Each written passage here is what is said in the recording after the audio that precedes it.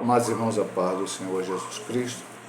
Aqui é o pastor Elas Nelas, pastor da Igreja Metodista Pentecostal no Morro da Carolina, no Jacatirão, em Duque de Caxias, na congregação Jardim Santa Marta Belfor Roxo, na congregação Nova Campina do Caxias, para ministrar mais uma aula da Escola Bíblica Dominical.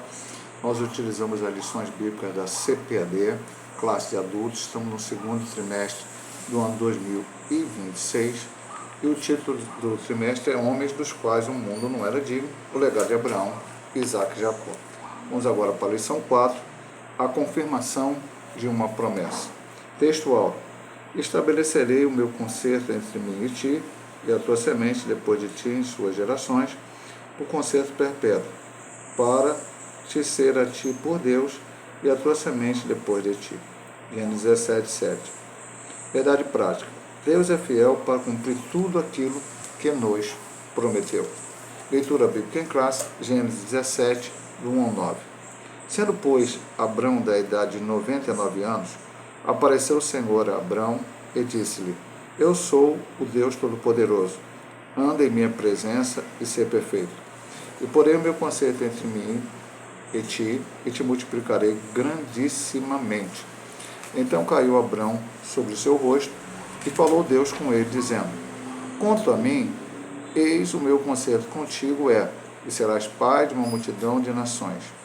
E não se chamará mais o teu nome Abrão, mas Abraão será o teu nome, porque por pai da multidão de nações te tenho posto. Te farei frutificar grandissimamente, e de ti farei nações, e reis sairão de ti. Estabelecerei o meu concerto entre mim e ti, e a tua semente depois de ti em suas gerações, por concerto perpétuo, para te ser a ti por Deus, e a tua semente depois de ti. E te darei a ti e a tua semente depois de ti a terra de tuas peregrinações, toda a terra de Canaã, em perpétua possessão, e ser-lhe-ei o seu Deus. Disse mais Deus a Abraão: Tu, porém, guardarás o meu concerto, tu e a tua semente depois de ti nas suas gerações. Vamos à introdução da lição de hoje. Deus prometeu que Abrão seria pai da multidão de nações, mas ele já estava com 99 anos e sua esposa Esther estava com 89 anos. Porém, o Eterno, mais uma vez, trouxe esperança ao coração de Abrão, afirmando: Estabelecerei o meu concerto entre mim e ti, e a tua semente depois de ti em suas gerações. Gênesis 17, 7. Nesse caso, nessa oportunidade, veremos que Deus é fiel e cumpre suas promessas no tempo certo. Então, quando Deus aqui reafirma a Abrão aquela promessa que ele fez quando ele tinha 75 anos, onde disse a ele que saísse do meio da sua terra e da sua parentela e fosse para um lugar que o Senhor determinaria para ele, mostraria para ele, e faria dele uma grande nação, e nele seriam benditas todas as nações da terra. Mas para que essa promessa pudesse acontecer, nós já estudamos várias lições, inclusive a lição passada, onde falávamos aqui da impaciência e da tentativa de Sarai e Abrão de ajudar a Deus, seria um filho. Ismael não era o filho da promessa. E agora chegou a hora de se cumprir a promessa de Deus na vida de Abrão e Sarai. Deus reafirma a sua promessa, e como ele diz aqui no final da conclusão, da introdução, veremos que Deus é fiel e cumpre as suas promessas no tempo certo. Como já temos estudado, esse tempo não é o tempo meu, não é o tempo humano, é o tempo de Deus. É aquele tempo ao qual Deus ele quer fazer. Não tem como a gente adiantar, não tem como a gente resolver no lugar de Deus. Temos que confiar, esperar e aguardar. Deus muda o nome de Abraão e de Sarai. O novo nome de Abrão. Nos tempos do Antigo Testamento, os nomes dos filhos, em grande parte, não eram escolhidos somente porque os pais achavam os nomes bonitos ou era moda. Existiam vários fatores que influenciavam na escolha, como, por exemplo, a vontade de Deus, as circunstâncias na hora do nascimento, ou até mesmo as características físicas do bebê, como no caso de Esaú, que nasceu ruivo e bem cabeludo. como está em Gênesis 25, 25. O caso de Abrão, seu nome original significava pai exaltado. Porém, diante do plano de Deus em sua vida, esse nome não parecia adequado e o Senhor lhe mudou o nome para Abraão, confirmando que seria pai de multidão, Gênesis 17, 4. Então, ele faz aqui uma crítica construtiva para os dias atuais. No meio do Antigo Testamento, dentro dos tempos do Antigo Testamento, a escolha do nome, e até acrescento algo que ele não disse aqui, que muitas vezes o nome era indicado pelo próprio Deus. O caso de Ismael, Deus falou a Sarai, a Agar, e depois foi confirmado por Abraão. E até no Novo Testamento, Jesus, o nome dele foi dado para Maria. Nós vamos ver outros exemplos na Bíblia. E quando não era diretamente uma ordem de Deus, não era escolhido, como ele diz aqui, por achar o nome bonito ou da moda. Então, no século XXI, às vezes os pais, inclusive cristãos, pensam em colocar o nome dos seus filhos aquele nome que estão mais na moda, que está sendo mais famoso. Na verdade, precisamos, até mesmo nesse sentido, buscar uma orientação de Deus.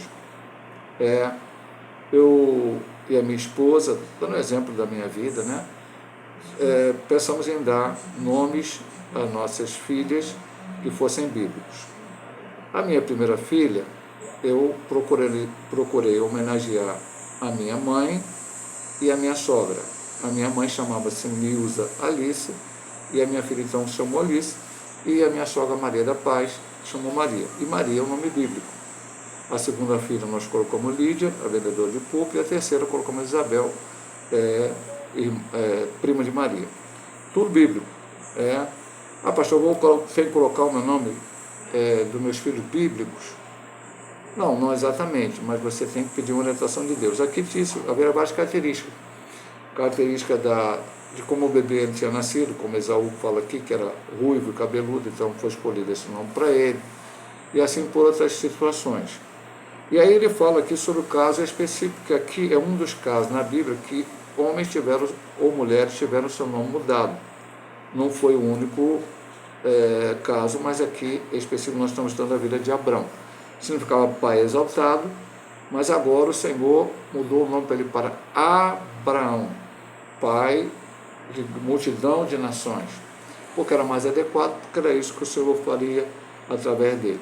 Abraão teve Ismael, Abraão teve Isaac, e depois os filhos de Quetura. Os filhos de Quetura depois se misturaram mais ou menos com alguns povos que hoje, se você for olhar na história, você não vai achar exatamente o descendente de Quetura, mas eles se misturaram mesmo com os descendentes de Ismael, os árabes, que hoje existem. Os árabes de hoje são descendentes de Ismael, e os judeus são descendentes de Isaac. Então, várias nações. Lá você vai ver no texto que lemos que reis sairão de ti. Aconteceram lá no meio dos ismaelitas, houve também pessoas que reinaram sobre eles, e no meio dos descendentes de Isaac, a partir do momento, logo depois do último juiz que foi Samuel, houve vários reis, Saul, Davi, Salomão, Roboão, e assim por diante, até o cativeiro babilônico. Então nós vamos ver que houve vários reis que descenderam de Abraão, pai de uma multidão de nações. Agora vamos para o nome de Sarai, o novo nome de Sarai.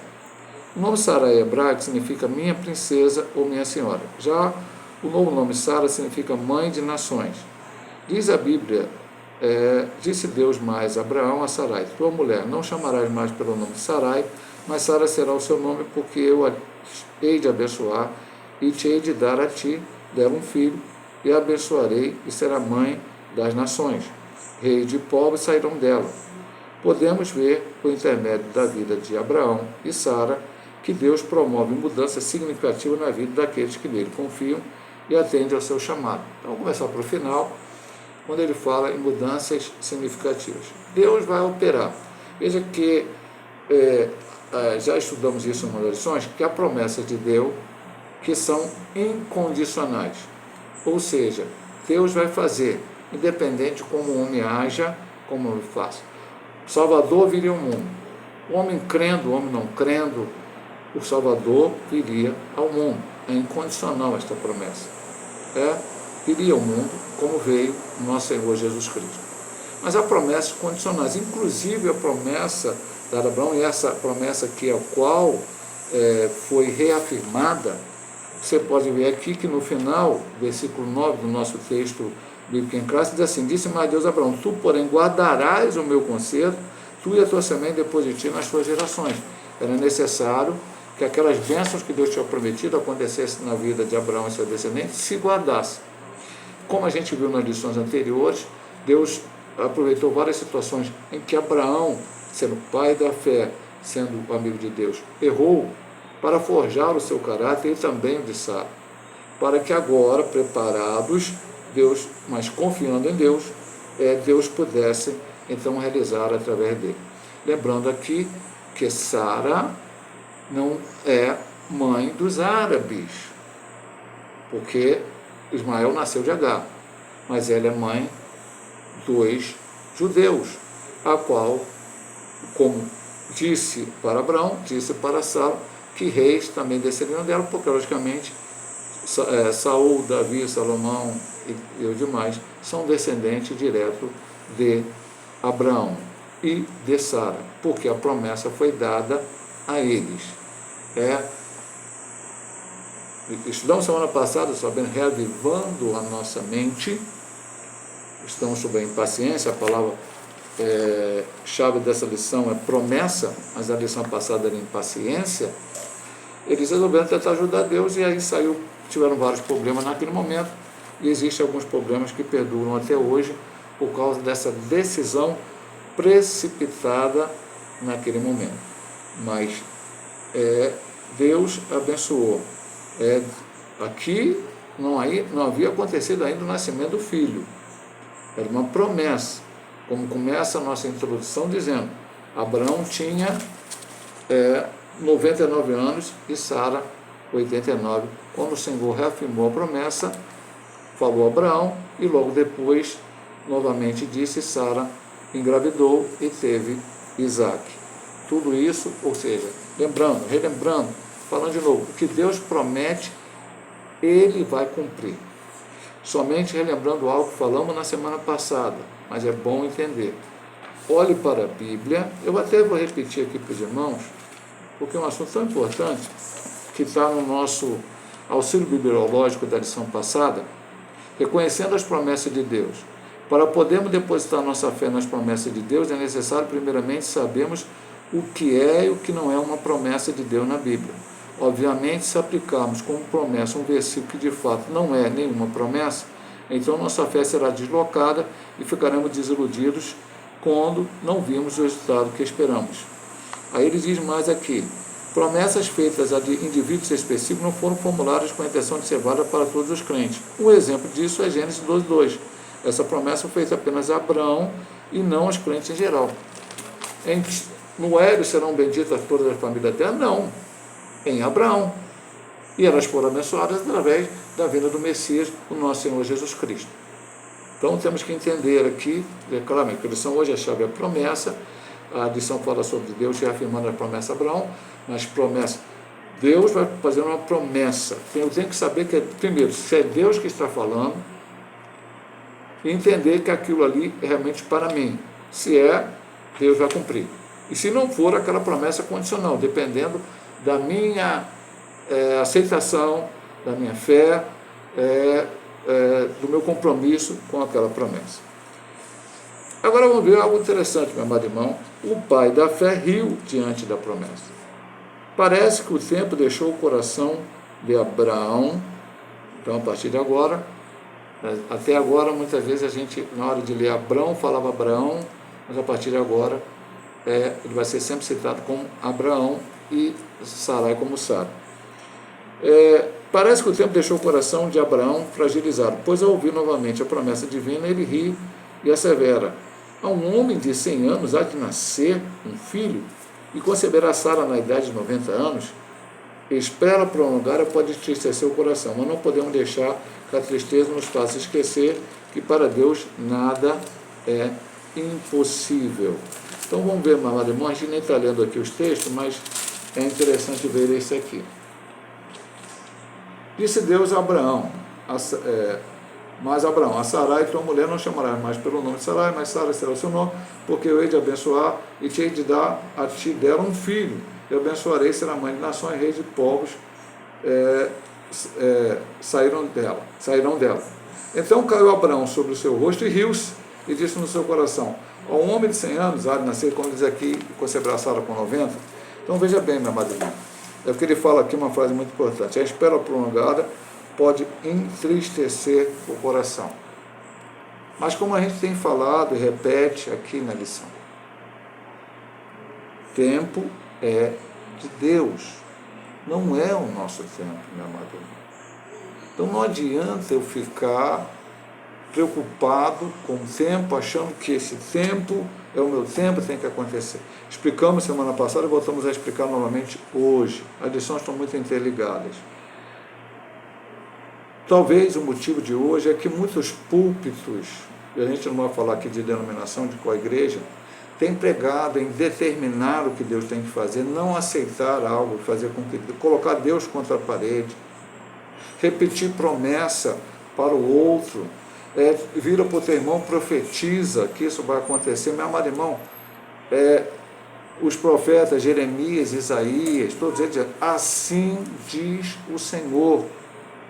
Nunca alguém virou para Isaías e fala: profetiza para teu irmão. Isaías foi lá e profetizou aquilo que alguém falou para ele. Foi Deus que falou. Então se eu chegar na igreja como alguém que está dirigindo um culto, ou até mesmo pregando, e virar e falar para o irmão: profetiza para o teu irmão, a responsabilidade é minha. Porque se Deus não está mandando eu falar aquilo, e temos uma coisa também importante até falar sobre isso. A promessa muitas vezes individual. Aí eu falo para o irmão: profetiza para o teu irmão isso, aquilo, e se Deus quer fazer aquilo na vida de um dos irmãos da igreja e não dos outros, não vai acontecer na vida dos outros, e pode ser que alguém se machuque com isso. Mas vamos voltar aqui para o ponto, que eu saí um pouco, mas dentro do assunto. Lucas 1,37 diz que para Deus nada é impossível. Então não é a demora, entre aspas, que a gente acha que está acontecendo. Para Deus um dia é como 1000 anos, 1000 anos como um dia. Então eu não vou viver 1000 anos, então eu não posso achar que Deus está demorando a fazer nada. Ele vai fazer dentro do tempo dele, sabendo pela sua presciência, pela sua onisciência, todas as coisas. E aí eu tenho que aceitar a vontade dele e cumprir o seu querer. Vamos aqui para a segunda subdivisão dessa lição: a confirmação do conceito de Deus com Abraão. O chamado de Deus a Abraão foi especial. O Senhor confirmou o conceito ou pacto com Abraão de modo muito solene. Logo após fazer a mudança de seu nome, podemos ver por toda a Bíblia Deus estabelecendo pactos. Você sabe o que significa um pacto? Segundo o dicionário bíblico Baker, é um acordo de compromisso que continha promessas e obrigações específicas. A primeira vez que vamos encontrar a palavra pacto nas Santas Escrituras é em Gênesis 6,18. É Gênesis 6,18, pastor? Então, vamos ver aqui.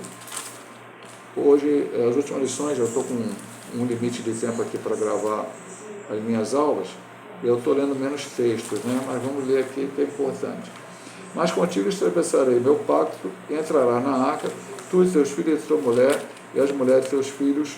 Contigo é o pacto de Deus com Noé, que era a questão do livramento, e depois de não destruir mais a terra com água. O Senhor também tem um pacto conosco em Jesus Cristo, e a sua maior promessa, a bênção para nós, é a salvação da nossa alma. A vida eterna em Cristo é o maior bem que uma pessoa pode receber. Peraí, eu fugi aqui, eu li errado aqui. A primeira vez que vamos encontrar a palavra pacto na Santa Escritura é em Gênesis 6,18. No Novo Testamento, a palavra pacto significa literalmente novo concerto. No Antigo Testamento, Deus estabeleceu alguns acordos, mas é no Novo Testamento que uma nova promessa e um novo acordo são estabelecidos por intermédio de Jesus Cristo, o Filho de Deus. É importante que tenhamos uma exata compreensão do conceito de Deus com os patriarcas Abraão, Isaque e Jacó, a fim de que aprendamos como Deus quer que vivamos em aliança inquebrável e perseverante com Ele. E aí nós vamos lá para o texto bíblico, porque é importante.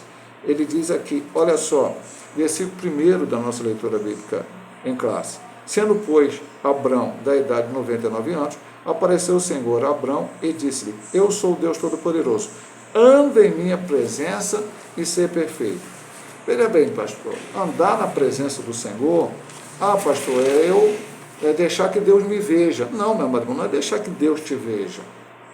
Deus é onipresente, Ele vai te ver de qualquer maneira, você deixando ou você não deixando. Então, andar na presença de Deus não é andar por um caminho que Deus possa te ver. Onde você estiver, o salmista diz, se eu for subir no mais altura, tu está lá. Se eu descer no mais profundamente, tu está lá. Então não é isso.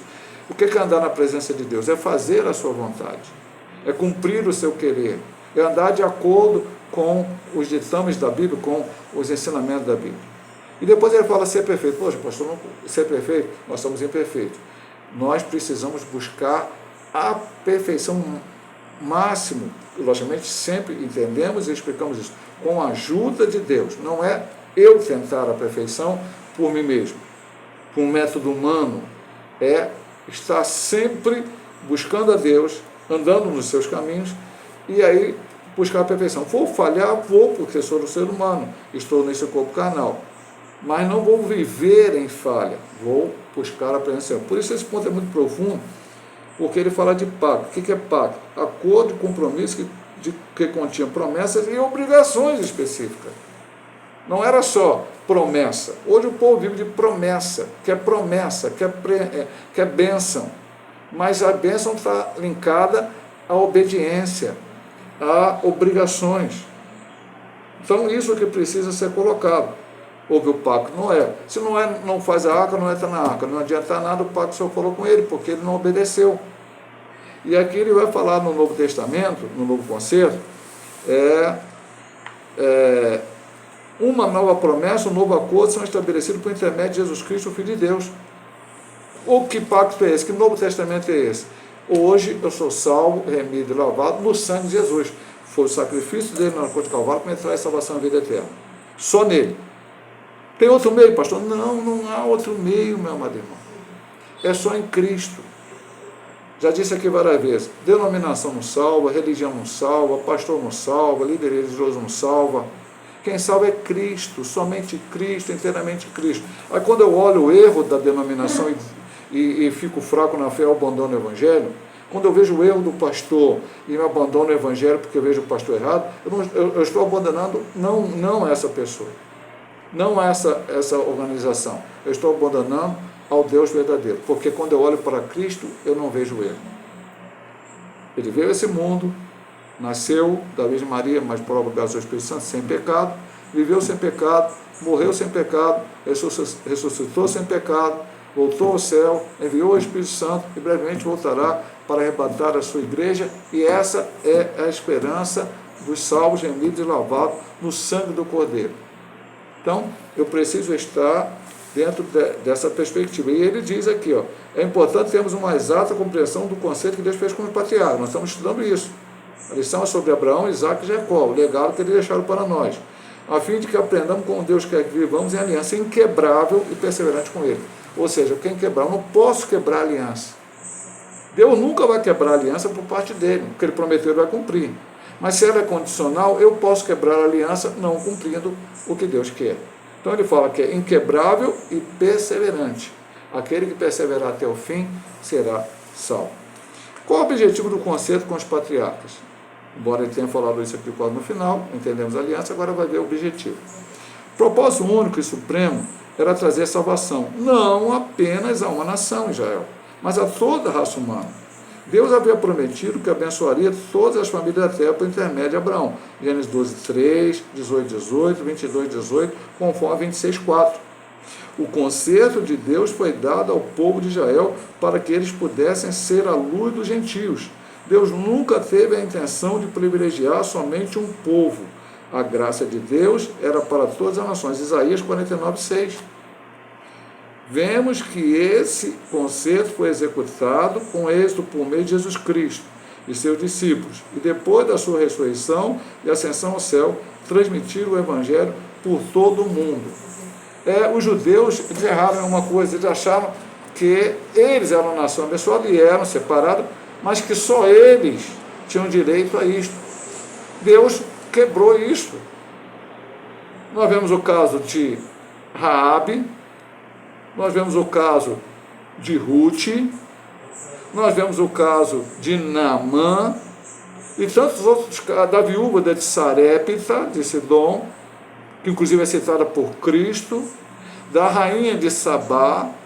Olha, quanta gente que não era descendente de Abraão, e isso eu não estou nem falando de Melquisedeque, que foi contemporâneo de Abraão, o qual abençoou Abraão e Abraão deu dízimo a ele. Então veja bem, meu amado irmão, muitas pessoas que não são nem descendentes de Abraão aparecem no Antigo Testamento louvando a Deus. E no Novo Testamento parece que a igreja, que era no seu início ali composta majoritariamente por judeus, também não demorou a entender que o Evangelho tinha que ir para outras nações. Quando Pedro prega Cornélio, ele tem dificuldade, depois tem que explicar ele porque batizou Cornélio, capítulo 10 de Atos.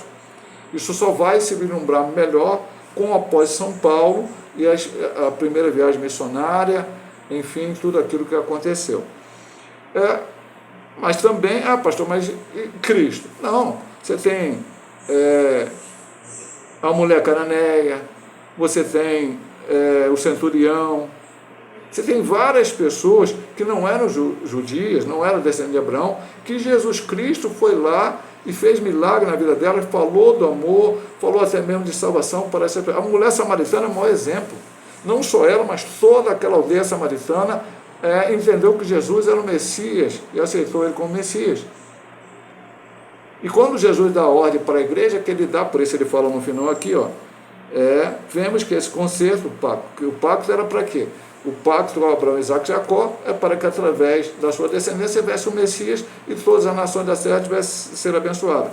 E aí ele fala aqui, vemos que esse conceito foi executado com êxito por meio de Jesus Cristo e seus discípulos, que depois da sua ressurreição ao céu, transmitiram o Evangelho para todo mundo. O Evangelho tem que ser pregado a todo mundo, e louvado seja o nome do Senhor, porque assim o foi pela igreja. Esta é a vontade do Senhor para nós, e continua sendo hoje ainda. Temos que falar de Jesus para todas as pessoas. Era essa a base do pacto. O pacto não é uma coisa só para a família de Abraão, para a descendência de Abraão ficar preso ali dentro. Se eu não for descendente de Abraão, eu não vou receber a bênção. Não. Tem que crer no Deus de Abraão, de Isaac e de Jacó. E como estudamos no trimestre passado, a Trindade, Pai, Filho e Espírito Santo, único Deus em 3 pessoas. O conceito e as promessas. Eu vou só pedir licença para um pouco d'água aqui, que está calor.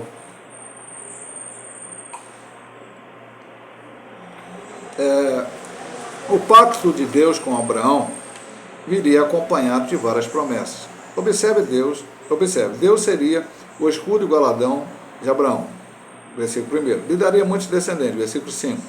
Também a terra de Canaã como herança, versículo 7. O Senhor também tem um pacto conosco em Jesus Cristo. A sua maior promessa e bênção para nós é a salvação da nossa alma. A vida eterna em Cristo é o maior bem que uma pessoa pode receber. No entanto, para recebê-la, é preciso perseverar em Cristo até a morte. Ponto fundamental. Eu acabei lendo aqui antes, erradamente, quando eu ia ler 1, eu li a parte do 3. E a gente tem que falar, meu amado irmão, mais uma vez. Às vezes eu vejo as pregações, ensinamentos, que parece que a coisa mais importante para o crente é amealhar bens aqui na terra. E não é. O maior bem que uma pessoa possa receber é a salvação em Cristo. A partir que eu sou salvo, remido, lavado no sangue do Cordeiro, e permaneço e persevero, como ele diz aqui, até o dia da minha morte, ou até o dia do arrebatamento da igreja, então, eu já recebi a maior bênção. Tudo o que vier a mais, seja a cura de enfermidades, resolução de problemas, prosperidade material é apenas algo mais que Deus está me dando. Pastor, todas as pessoas vão receber prosperidade material, cura de doença, resolução de problema? Não, meu amado irmão. Os grandes homens de Deus, no Antigo Testamento, alguns deles morreram enfermos. Eliseu, você acha que Eliseu foi rico? Morreu doente. Morreu doente, um dos maiores profetas do Antigo Testamento. Jeremias, não tinha nada. Não tinha nada. Davi morreu doente, sendo um homem segundo o coração de Deus. Porque eles eram pecadores? Sim, pecador todos nós somos, meu amado irmão. Teve outros reis que morreram de velhice, outros profetas. Vamos para o Novo Testamento, você vai ver Paulo tendo problema de doença, que ele fala isso na carta aos Coríntios. Vamos ver Timóteo tendo problema de doença, que Paulo fala isso, dando conselho na carta de Timóteo. Vemos que Tíquico tinha um problema de doença. Se você for olhar a história extra-bíblica, todos os apóstolos, na Bíblia só achamos a morte de Tiago, fala em Atos dos Apóstolos, mas os outros, entre os 12, inclusive, tirando Judas Iscariote, colocando Matias, e o Paulo, o 13º apóstolo, todos morreram, foram mortos. Foram mortos. E se você for ainda olhar na história extra-bíblica, os grandes missionários, grandes homens de Deus, também não amelharam riqueza. Ou que amelharam, leia a biografia de John Wesley. Eu recomendo, irmão. Irmão. Ele ganhou muito dinheiro, porque ele escreveu muito livro, vendeu muito livro. Mas ele aplicou o dinheiro todo na obra, completamente. Morreu, não tinha nada. E outros grandes homens de Deus, Livingstone, tantos outros. E hoje parece que se prega só riqueza. Cuidado, meu amado irmão. Eu vou repetir para você aqui. O Senhor também tem um pacto conosco em Jesus Cristo. Essa é a maior promessa e bênção para nós, é a salvação da nossa alma. Essa é a maior bênção. Essa é a maior bênção. Vamos aqui, o pacto perpétuo da circuncisão. Todo macho será circuncidado.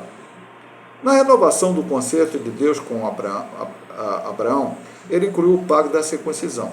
Deus lhe disse que aquele seria o sinal visível da aliança entre ele e a descendência de Abraão. Uma marca perpétua que lembraria o compromisso da fidelidade de Deus. Com a circuncisão, mesmo com a circuncisão, e mesmo também com tudo que Deus colocou depois, a circuncisão veio primeiro, depois veio a lei, as tábuas da lei, veio o tabernáculo. Com tudo isso o povo esquecia, meu amado irmão. Por um tempo depois se perdeu a arca, mas as tábuas da lei estavam lá dentro da arca. O povo sabia que estava lá. Até o maná, tinha um depósito de maná lá dentro. Até algum momento a vara de Arão também ficou ali. E o povo esquecia. E o povo murmurava. Imagina sem circuncisão. Mas nós vamos estudar isso aqui com bastante atenção aqui, era apenas uma lembrança física. Ele fala aqui, para a nação, Deus lhe disse que alguém seria um sinal visível da aliança. Então, todo homem, aconteceu no dia que Isaac fez, se não me engano, 13 anos, e Ismael, foi circuncidado Ismael, Abraão e todos os seus servos. Todos. E depois esse pacto foi com Israel. E todo israelita é considerado como até hoje assim o é. Para se lembrarem que eles eram servos de Deus. Pastor, e a nós vamos ver no ponto 3. Aqui do 3.3, a última subdivisão, o que significa a circuncisão para nós, o gemido lavado no sangue do Cordeiro. Quando deveria ser feita a circuncisão? Então a circuncisão foi colocada. Tem que haver a circuncisão. Mas quando deveria ser feita? O bebê do sexo masculino deveria ser circuncidado ao completar 8 dias de nascido, como está em 17:12. A circuncisão é feita entre os judeus até o dia de hoje, sendo realizada por especialistas e com uso de anestesia. Já falamos aqui, repetimos, né? A circuncisão, naquele tempo, era muito difícil. Aí temos alguns exemplos na Bíblia, que existe para a mulher de Moisés, quando eles estavam voltando do Egito para estava voltando, não, estavam indo para o Egito, né? Estavam indo para o Egito, ele circuncidou seu filho, e ela chamou ele de esposo sanguinário, por causa da circuncisão. Era um faco que era feito de pedra, nem amolada, então era muito difícil. E a outra situação é quando, já citamos isso, vamos citar de novo, quando Jacó chega lá em Siquém, e Diná é deflorada, lá pelo príncipe lá do pessoal de Siquém, e eles quer fazer um acordo, casar com Diná, e aí eles fazem um acordo de todo o povo daquele lugar ser circuncidado. Ao terceiro dia, diz o texto, quando a dor era mais forte, então Levi e Simeão entraram lá dentro e mataram todos aqueles homens para se vingar da defloração de Diná. Era difícil.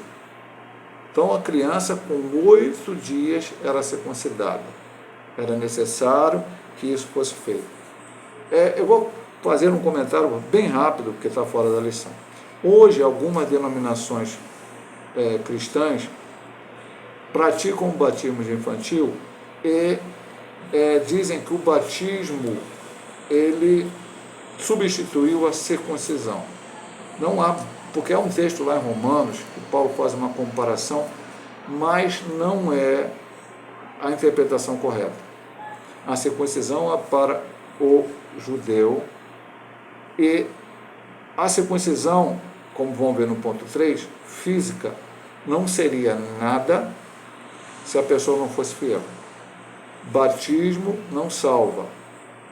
Batismo também é apenas um símbolo. O batismo é uma ordenança do Senhor, tem que ser feito, mas não garante salvação de ninguém.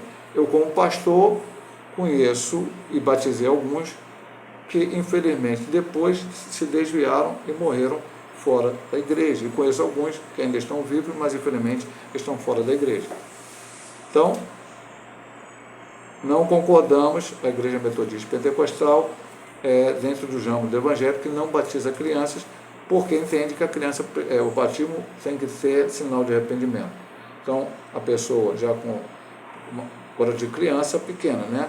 Quando chega a fase do entendimento, o mais novo que eu batizei, não no meu ministério, mas no ministério do pastor Hélio, porque eu que tive que descer as águas, se não me engano, um tinha 9 e outro 10, que eram os filhos do evangelista Julinho, lá de Petrópolis, que ali resolveram, mas há crianças criadas na igreja, que ali aceitaram a Cristo algum culto. Realmente tinha muito a questão da criança aceitar Jesus, ou na escola bíblica, ou no culto, e às vezes eram batizadas assim com 10 anos, 11 anos e tal. Hoje já está um pouco mais difícil, mas tem que ter o arrependimento. Mas isso foi apenas um comentário, não está dentro do texto da lição. Agora vamos para o que eu preciso, como um salvo remido do Cordeiro. A circuncisão do coração. Em obediência à determinação de Deus, Abraão realizou este ato em seu filho Ismael quando tinha 13 anos, já comentamos lá atrás, e todos que estavam em sua casa. Ele próprio também foi circuncidado quando estava com 99 anos de idade. Não podemos nos esquecer de que a circuncisão física era inútil para aqueles cujo coração permanece incircunciso. Então, vamos citar aqui os dois textos. A lição já está no final, tem um tempinho aqui dentro do meu horário. Vamos citar aqui, vamos lá. O que diz o profeta Jeremias no capítulo 9, versículo 25 e 26? Ele diz o seguinte: eis que vem dia, diz o Senhor, em que visitarei todo circuncidado como incircunciso. Ao Egito, a Judá, a Edom, aos filhos de Amon, a Moabe, a todos que cortam os cantos dos seus cabelos, que habitam no deserto, porque todas as nações são incircuncisas, Israel é incircuncisa de coração.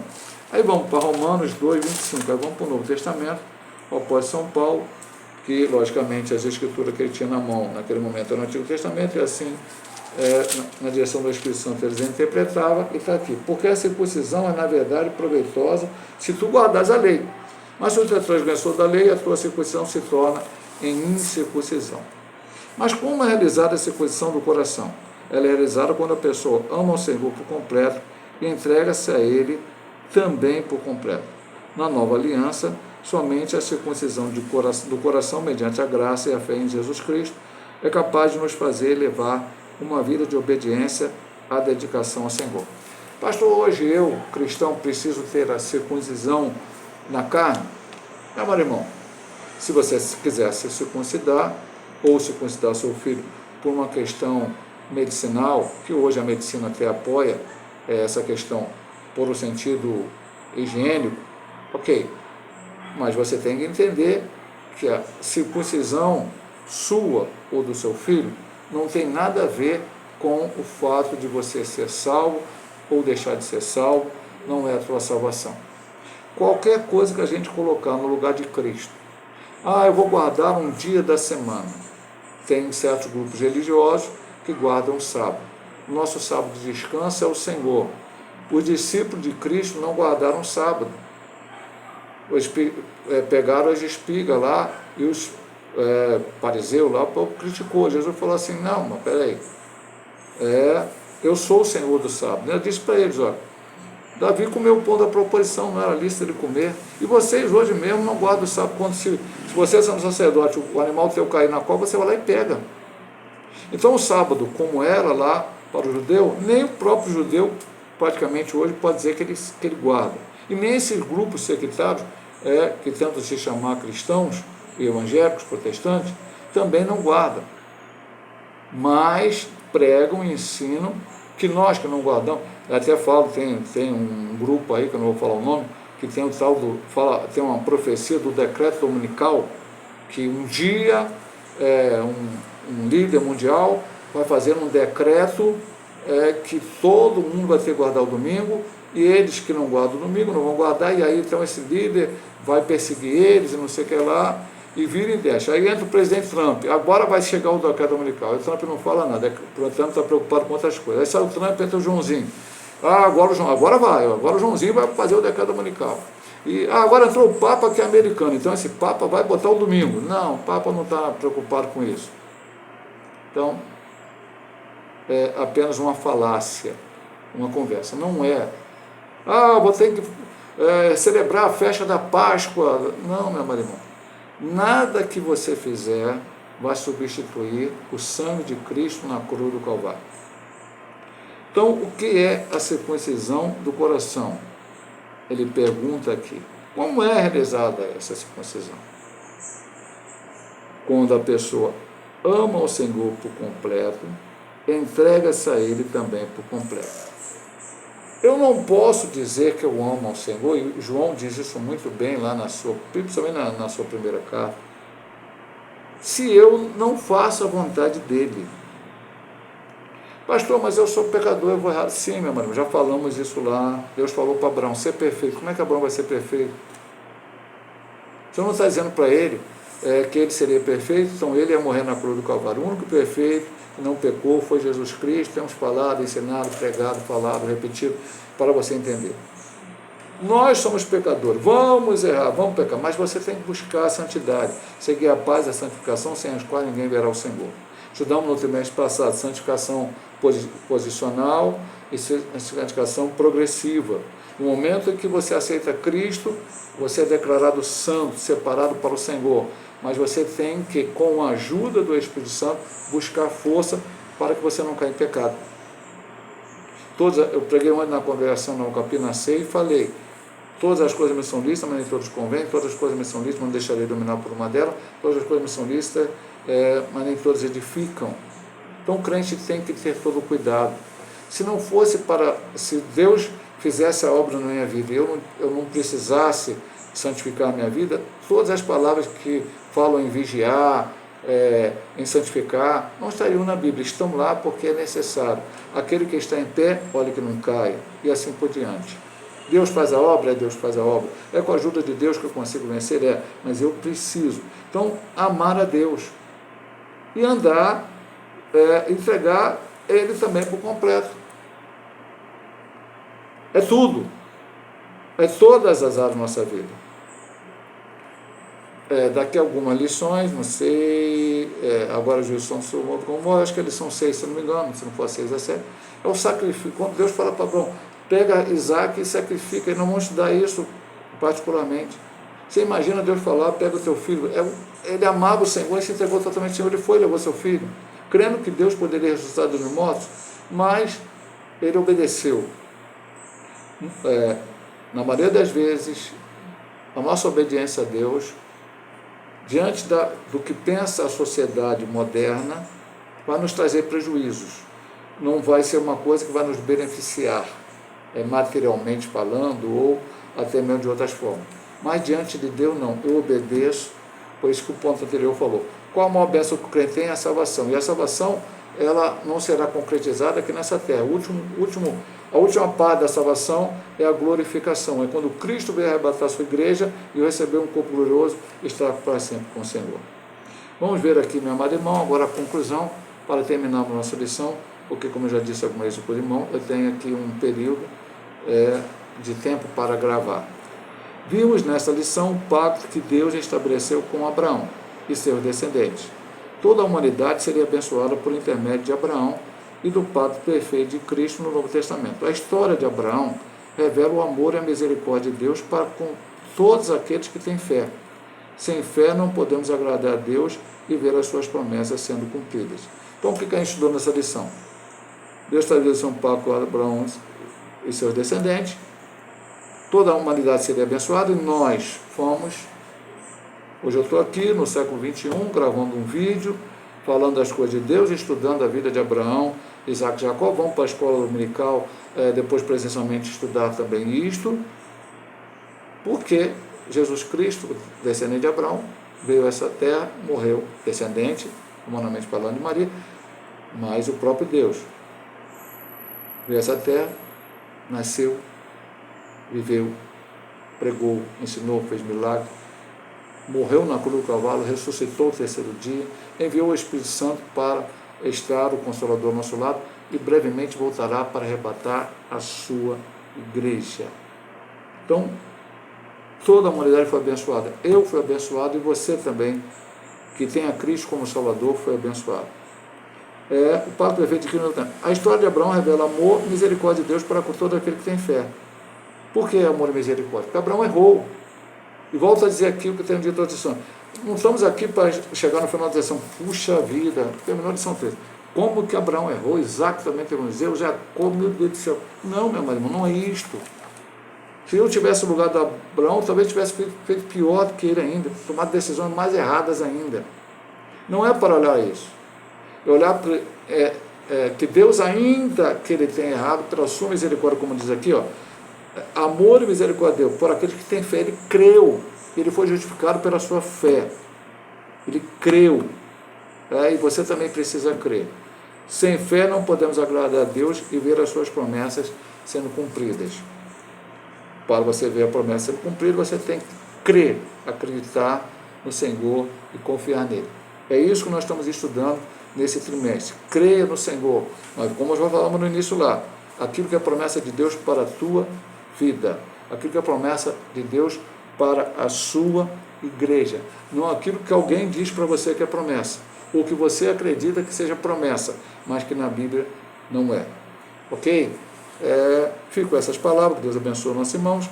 Se Deus assim nos permitir, na semana que vem estaremos estudando a lição 5, o juízo contra Sodoma e Gomorra. Que Deus abençoe a todos os nossos amados irmãos com as bênçãos maravilhosas de nosso Senhor e Salvador Jesus Cristo.